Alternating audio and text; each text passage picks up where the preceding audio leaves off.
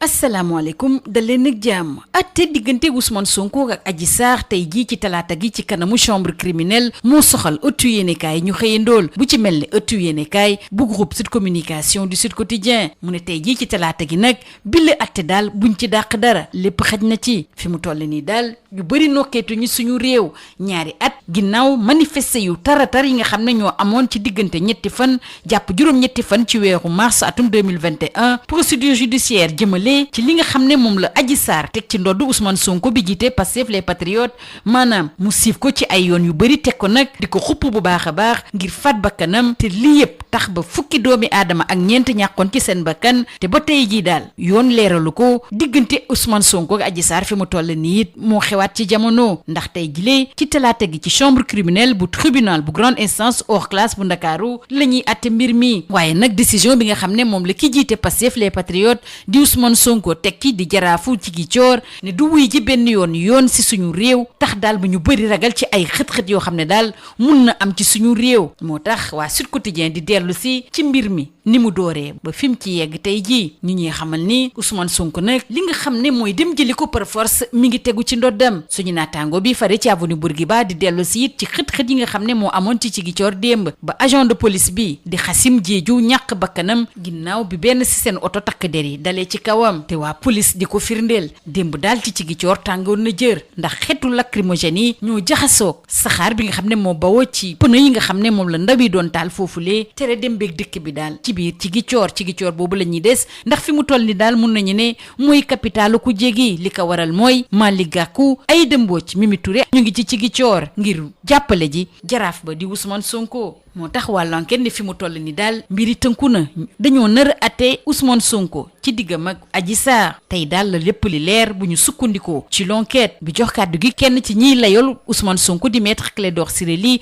mu xam le ne daal seen client bi dafa jotul benn convocation li mu nemmeeku kay muy fitna ak jafe-jafe yi nga xam ne daal moom lañ teg ci ndodd Ousmane Sonko ci atte boobu la ñuy des bu Ousmane Sonko nag teewul foofu la ci tribunal mu soxal lool Le Soleil di dellu si ci jeexital yi nga xam ne moom la mun a am ndax teewaayu ki nga xam ne moom lañ teg ci ndoddam yenn yi daal lu war la bu dul loolu rek chambre criminelle bi mun na jël dogal ne nañ ko dem indil Ousmane Sonko ndax nag dina ñàkk sañ-sañam jëmale ci wàllu élection waa Soleil ñooy samp boobu le laaj ñu xam le ne nag képp koo xam ne dañu la daan te teewoo ci tribunal bi nag bu bëggee ñu attewaat ko faaw moom moomu la ñëw teewal boppam ci kanamu tribunal ci loolu la ñuy des ndax waawal fa quotidien it ñu ngi waxtaani ne mooy yóot Ousmane Sonko bés bu teewul ci kanamu attekat bi le quotidien it di ñu waxtaane li ni mel joxaale ci kàddu gi médiateur de la république di Demba Kandji moom nag mu ne munuñ nangu benn yoon nekk ci dëkk goo xam ne daal ñenn ñi dañuy jalgati yoon bañ kaa wuyi ji duñu jóge ci bile atte ci la ñuy des ba tey ak l'observateur mi ñuy xamleeg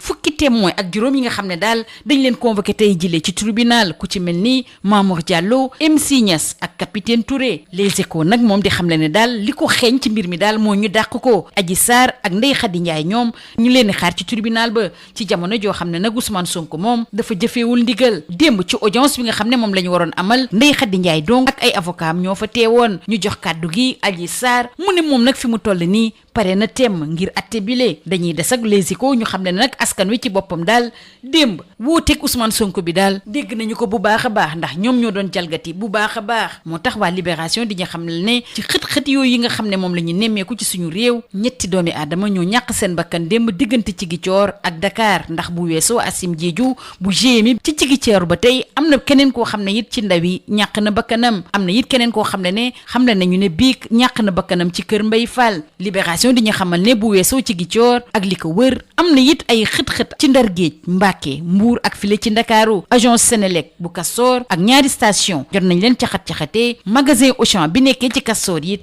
ndaw yi dal nañ ci bu baax a baax bi nekk ci Pikine Icotaf nag moom dañ fa dugg jël li nga xam ne moo fa nekkoon fitna yi yëm nag tiital bu baax a baax waa Bës Bi Le Jour bii xam le ne Alioune Tine ak ñooñam daal sol nañ seen dàll ngir dox ay tànk jàmm jëmale ci mbir mi ak lu mun a am daal waa tribune di ñu xam fukki doomi aadama ak juróom-ñaar ñoo ñàkk seen bakkan ni mbir mi la dooree ci diggante Ousmane Sonko ak Adji Sarr procès bi nag du bés bi le jour rek la tiital la it waa L'As ndax ñoom ñii ñu ngi xam ne waa F24 ñoom ñu ngi jàppale bu baax a baax ki jiite Pastef les patriotes di Ousmane Sonko ñu des ak waa F24 ndax ci biir lii quotidien daal ñu ngi soññu kilifa yi ñu fexe daal ba Ousmane Sonko am garantie yu wër ba xam ne daal bile atte dana tegu ci yoon ñuy ñaawlu nag yàqamte bi nga xam ne moom lañ nemmeeku ci bile atte waa Vox Populi nag di xam le ne daal démb benn fan balaa ñuy amal atte diggante Ousmane Sonko ak Adji Sarr daal mbir yi seddaloon dara ndax deret tuuru na ay taal-taal yu bëri nemmeeku nañu ko ak it ay yàqute yu bëree bëri ci dal bi ñuy dal yenn ci ay manifestants nag maître Clédor Ciré Ly di sàkku ci CPI ak ONU daal ñu yebal seeni ndaw ngir ñu amal ay l'enquête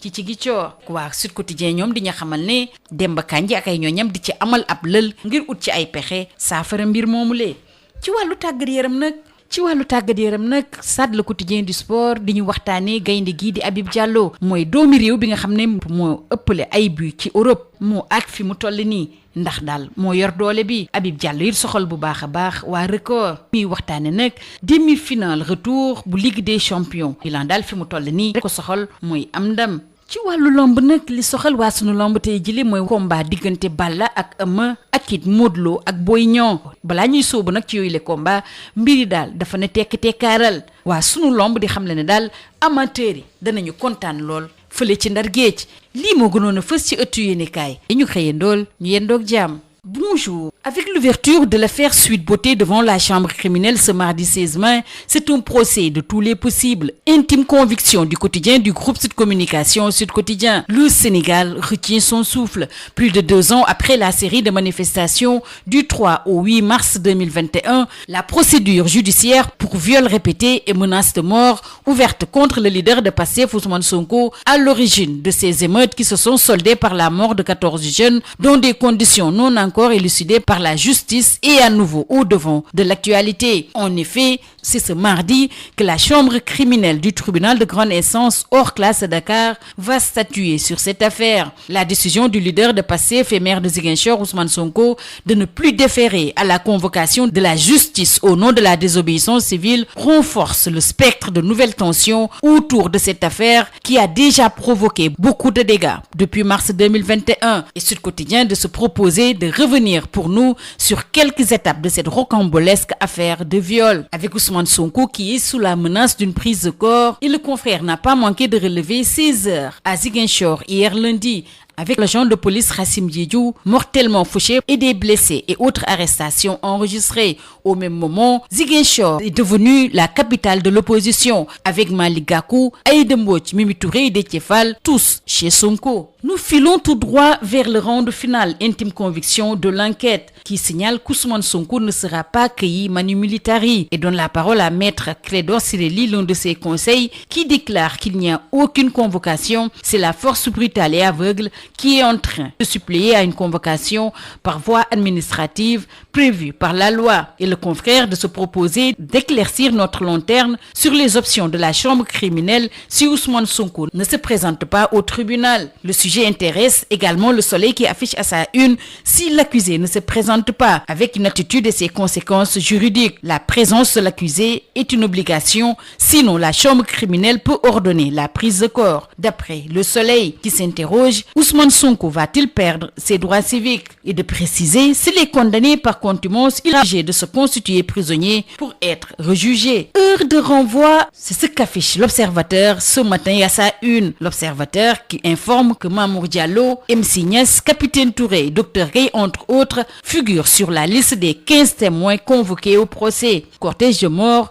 des dégâts matériels et des ramifications politiques. Ce que risque Sonko intéresse Walf Quotidien. De même que le quotidien qui parle de jeu d'échecs avec la non-comparution d'Ousmane Sonko à son procès. Pour les Échos, ça sent tout simplement le renvoi. Adji Sarr et Ndeye Khady Ndiaye sont attendus alors que Ousmane Sonko désobéit. Et Adji Sarr de lancer ce qui suit, je suis fin prête. À la veille du procès Sonko-Adji Sarr, les Échos d'informer que les populations s'approprient la désobéissance civile. À Ziguinchor, une vingtaine de blessés a été enregistrée et un policier décède et le champ Pikine a été vandalisé. Et d'après Libération, 3 morts ont été enregistrés hier entre Ziguinchor et Dakar. Rassim Diédhiou du GMI a été mortellement fauché par ses collègues à Ziguinchor où un jeune manifestant présumé a aussi été tué. Et toujours d'après Libération, un 3e mort a été enregistré à Keur Mbaye Fall hier soir. En plus des violentes manifestations de Ziguinchor et ses alentours, des affrontements ont éclaté à Saint-Louis, Mbacké, Mbour et Dakar au moment où l'agence de la Sénélec de Castor et 2 stations d'essence ont été attaquées. Veille de procès pas suite sans feu et destruction, constate amèrement Vox Populi, qui fait également état de 3 morts, plusieurs blessés, de saccage à Ziguinchor, Dakar et sa banlieue. Et face à la répression des manifestants, Maître Clédor Ciré Ly, l'un des conseillers de Ousmane Sonko, demande à la CPI et à l'ONU de dépêcher des experts et enquêteurs à Ziguinchor. Toutes ces violences autour du procès Sonko-Adji Sarr sont qualifiées de terrifiantes par Bës Bi Le Jour, avec ce policier tué par un char et son père également qui décède après un malaise. 2 autres morts annoncés d'après Bës Bi Le Jour, au moment où Alioune Tine et compagnie engagent une médiation. C'est le procès de tous les dangers, intime conviction de l'AS, qui rappelle que Dakar est sur les braises de mars 2021, au moment où Tribune, revenant sur cette affaire sanglante de Sweet Beauté, relève déjà 17 morts pour ce procès Sonko-Adji Sarr. Dans les colonnes de l'I Quotidien,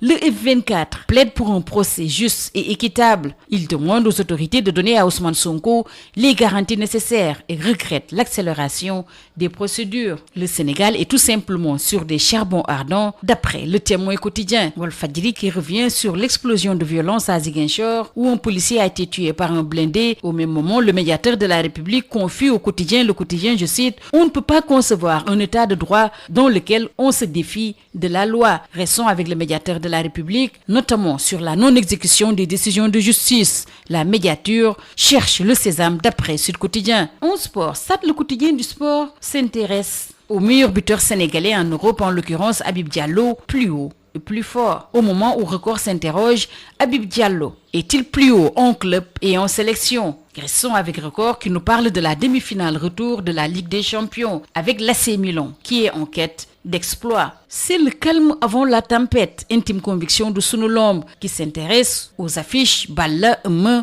Modou Lô et Boy Niang 2. Ce sera du show à Ndar. C'est tout. À vos journaux et très bonne lecture.